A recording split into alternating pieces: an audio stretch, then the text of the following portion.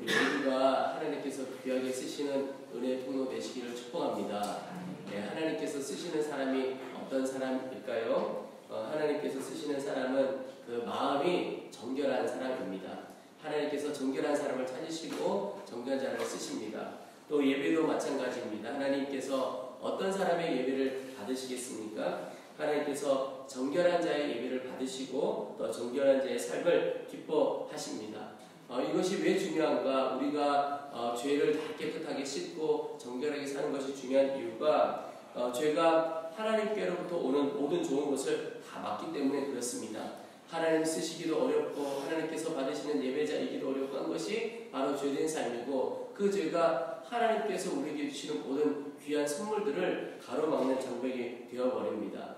기쁨만 해도 그렇습니다. 내가 기쁨을 잃어버렸다 그러면 점검해 보아야 할 것이 은혜를 누리고 있지 못하다, 그렇게 느껴진다면 내 마음을 점검해 보아야 될 것이 내 영혼 안에 하나님 기뻐하시는 일은 없었는지, 하나님 앞에 범죄한 일은 없었는지 살펴보아야 하겠습니다. 오늘 본문에 보면 솔로몬이 성전에서 쓰이는 기구들을 다 만들었다는 말씀이 나옵니다. 근데 그 많은 기구들 중에 주목해서 볼 것이 하나가 바다라고 하는 기구입니다. 이 바다는 우리 표현으로 바다라고 표현하지만 크고 또 그 안에 물이 들어있기 때문에 바다라 이렇게 표현하는 것 같습니다. 이것은 번제단 그리고 성소 사이에 있는 노수로 만든 아주 반구형의 큰 대야라고 할 수가 있습니다. 그것을 바로 바다라고 합니다. 그리고 또 하나가 물두멍이라고 하는데 이 바다보다는 작은 그런 반구형의 어떤 대야라고 생각하시면 되겠습니다. 이런 것을 10개를 만들었는데 이 바다와 물두멍의 용도를 오늘 설명하기를 6절을 보시면 또 물두멍 10개를 만들어 5개는 오른쪽에 두고 5개는 왼쪽에 두어 씻게 하되 번제에 속한 물건을 거기서 씻게 하였으며 그 바다는 제사장들이 씻기 위한 것이었더라. 여러분, 하나님 앞에 제사를 드릴 때에 제사 드려지는 제물들 이런 것들은 물두멍에서 씻고, 그 제사를 진행하던 제사장들은 이 바다에서 씻었습니다. 그래야만 예배를 드릴 수가 있었고 또 그런 예배를 하나님께서 받으신 겁니다. 여러분, 이것이 무엇을 뜻하느냐 하면 하나님께서 받으시는 제물 또 그 예배 다 정결한 것이어야 했다는 것을 의미합니다. 하나님께서 정결한 예배, 정결한 자를 찾고 계시죠.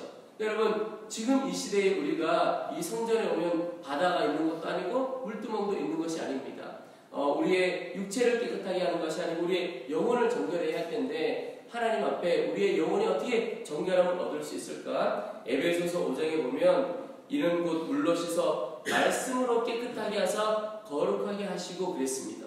여러분, 이 솔로몬 시대에 제사 드릴 때에 제사장이나 번제는 물두멍과 바다에서 깨끗하게 정결하게 했다면 이 시대를 살아가는 지금 우리는 하나님의 말씀으로 정결함을 얻을 수가 있는 겁니다. 또 하나님의 말씀으로 정결하게 되어야 하는 것이죠. 여러분, 말씀에 힘이 있습니다. 말씀에는 능력이 있습니다. 어떤 능력이 있냐면 말씀을 가까이 하면 나의 죄를 깨닫게 됩니다. 그전에는 내가 죄인인지도 모르고 살았어요. 그런데 말씀 앞에 서보면 그 말씀이 내가 죄인이구나. 그리고 그 죄가 얼마나 심각한 것인가를 깨닫게 됩니다. 작은 죄라도 하나님께서 내게 주신 은혜를 가로막고 있고 내가 쓰임받기도 어렵고 하나님께서 예배받으시기 어렵구나. 그리고 그 말씀이 결국 우리로 하여금 더 이상 죄된 길로 가지 않게 하고 정결한 삶을 살아가도록 합니다. 말씀이 우리를 정결하게 하는 주님의 능력이기 때문에 그렇습니다. 여러분, 하나님은 큰 그릇 찾지 않습니다. 또 화려한 그릇 찾아서 쓰시는 것이 아닙니다. 하나님께서 쓰시는 그릇은 깨끗하고 정결한 그릇입니다. 이것은 우리가 가정에서 무언가를 먹기만 해도 어떤 그릇들을 쓰기만 해도 딱 드러나는 것이, 여러분, 덕지덕지 더러운 것이 묻어있는 그런 그릇, 그게 아무리 크고 화려하더라도 그거 사용하지 못하는 것이죠. 쓰는 그릇은 깨끗한 그릇입니다. 하나님께서 똑같은 것입니다. 여러분, 오늘 우리의 영혼을 잘 점검해 볼 수 있기를 축복합니다. 하나님의 말씀 앞에서 우리 영혼 안에 하나님 받으시기 어렵고 하나님 기뻐하시지 않는 죄의 문제가 있다면 하나님 앞에 나아가야 합니다. 정결하게 하시는 주님의 말씀 앞에 나아가 우리의 삶을 회개하고 돌이키는 역사가 있어야 하겠습니다. 그럴 때 막혔던 장벽이 다 허물어지고 하나님의 그 은혜가 우리 가운데 부어지고 회복되고 또한 하나님께서 쓰시는 예배자가 될 것입니다. 또 하나 오늘 주목해서 볼 것이 바로 등잔대입니다.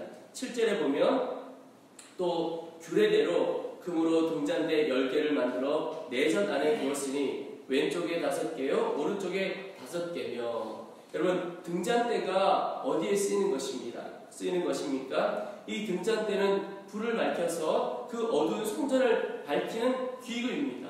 등잔대의 빛이 성소를 환하게 밝히는 것이죠.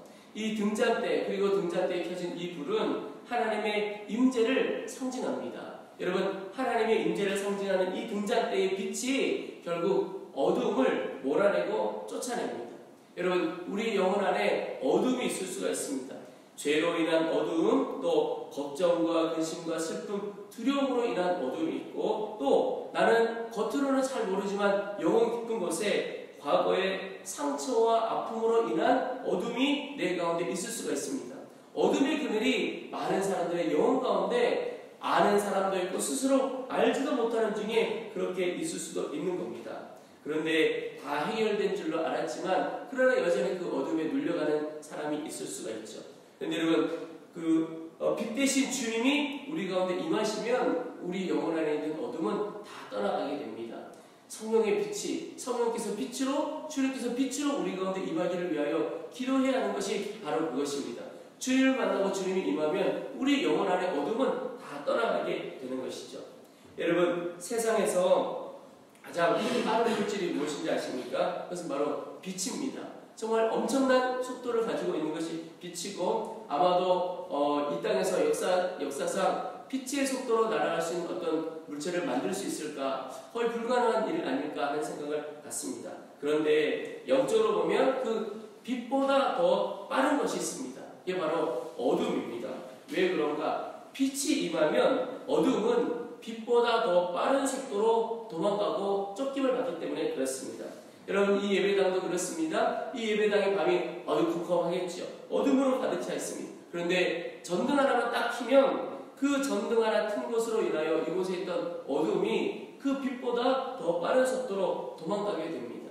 여러분, 하나님의 빛이, 하나님께서 빛으로 우리 가운데 임하시는, 우리 가운데 어떤 어둠이 있다 하더라도 그 어둠에 눌려 산다 할지라도 어둠이 다 떠나가게 됩니다.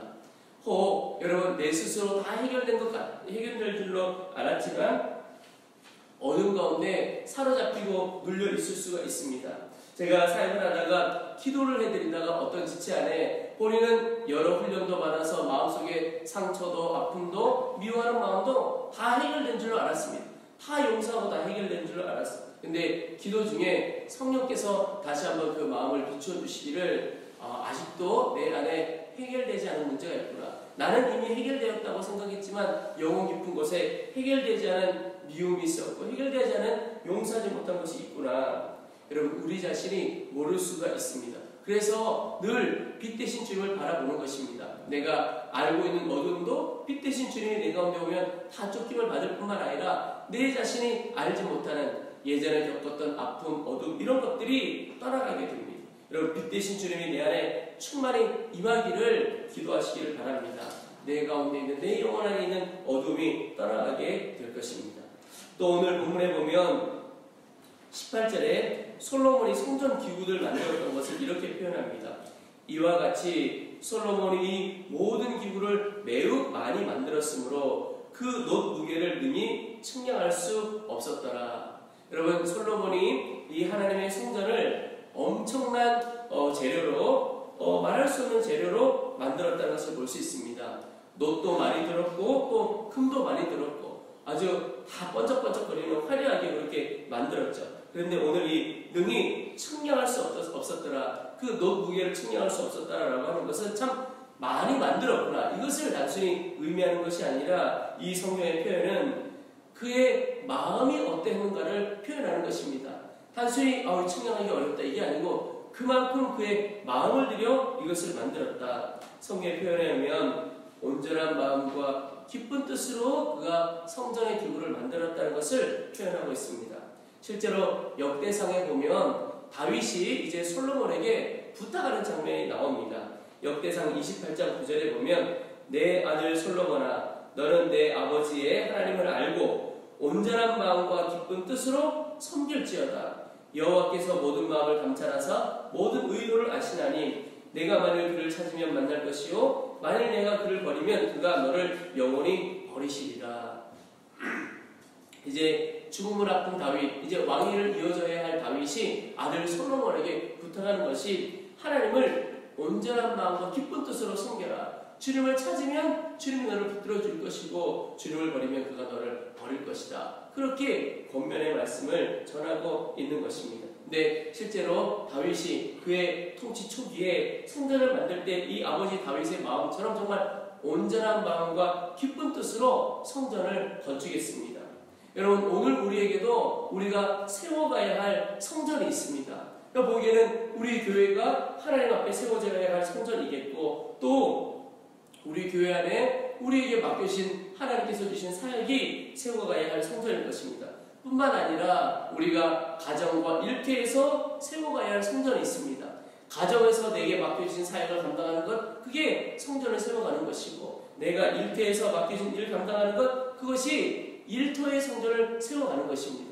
여러분, 교회만 성전이 아니고 이 시대에 우리가 함께 섬겨가는 이 교회도 우리가 함께 섬겨갈 성전일 뿐만 아니라 우리의 가정도 내가 세워가야 할 성전이고 우리 일터도 내가 세워가야 할 성전입니다. 그런데 내가 세워가야 할 그 성전 어떻게 섬길 것인가, 어떻게 세워갈 것인가, 오늘 이 솔로몬의 표현을 보면 온전한 마음과 기쁜 뜻으로 섬겨가는 것입니다. 여러분, 내가 있는 그곳, 교회나 가정이나 일터에나 내가 섬기는 모든 것을 온전한 마음과 기쁜 뜻으로 섬겨가십니까? 여러분, 열매는 어디에서 나오느냐? 온전한 마음과 기쁜 뜻으로 섬겨 나아갑니다. 저는 예배를 섬겨갈 때 간절한 소망 중에 하나가 우리 사랑하는 성도들이 예배를 기쁜 마음으로 오기를 소망합니다. 그래서 저는 한 번도 예배 일찍 오십시오, 빨리 오십시오 이런 표현을 하지 않습니다. 왜냐하면 좋은 곳은요, 빨리 오라 말 안 해도 빨리 가거든요. 자리가 부족한데 너무너무 좋아요. 그러면 빨리 오겠지요. 제 마음의 소망은 그런 것입니다. 이 기쁜 마음으로 섬겨가게 되는 것이죠. 예배도 그럴 뿐만 아니라 우리가 사모하고 섬겨하는 모든 일들이 내가 기쁘고 감사하다면 전심으로 하게 되어지지요. 여러분, 우리가 맡은 모든 일, 세워가야 할 성전, 그런 마음으로 섬겨갈 수 있게 되기를 축복합니다. 그런데 어떻게 그렇게 할 수 있을까? 어떻게 하면 그렇게 기쁘고 온전한 마음으로 할 수 있을까? 그것은 하나님의 은혜를 내가 깊이 아는 겁니다. 내가 하나님의 은혜를 먼저 깊이 누리게 되면 내게 맡겨진 모든 일이, 세워가야 할 성전이 기쁘고 감사한 일이 되어지는 거죠. 솔로몬이 자신이 왕이 되었을 때 그가 고백했던 것 중에 하나, 아주 중요한 것이 자신이 왕이 되고 그리고 이 이스라엘을 통치하게 된 것이 오직 하나님의 은혜다, 그렇게 고백을 한 적이 있습니다. 여러분, 이게 비결입니다. 솔로몬이 하나님의 은혜를 깨닫고 하나님의 은혜를 알았기에 하나님의 성전 세우는 것이 너무너무 기뻤던 것입니다. 그래서 온전한 마음과 기쁨으로 감당할 수가 있었던 것이죠. 여러분, 은혜를 아는 사람은 내가 세워야 할 성전, 내게 주신 십자가가 영광입니다. 기쁨이고 감사한 것이 되죠. 그래서 온전한 마음, 기쁜 뜻으로 섬겨갈 수 있게 되는 겁니다. 여러분, 오늘 하루도 내가 감당해야 할 그 일의 무게에 대해서만 먼저 바라보지 말고 나를 사랑하시는 하나님의 사랑과 하나님의 은혜를 더 먼저 바라볼 수 있게 되기를 축복합니다. 그 눈이 열려지면 다른 것은 억지로가 아니라 기쁨으로 감당하게 되는 겁니다. 이 가정을 섬겨갈 수 있는 것이 내게 은혜다. 이 일터에서 섬겨갈 수 있는 것이 내게 은혜고, 이 교회를 함께 섬겨갈 수 있는 것이 내게 은혜다. 하나님의 사랑도 은혜다. 그게 먼저 깨달아지면 내가 감당하는 모든 것은 온전한 마음으로, 기쁜 마음으로 감당할 수 있게 됩니다.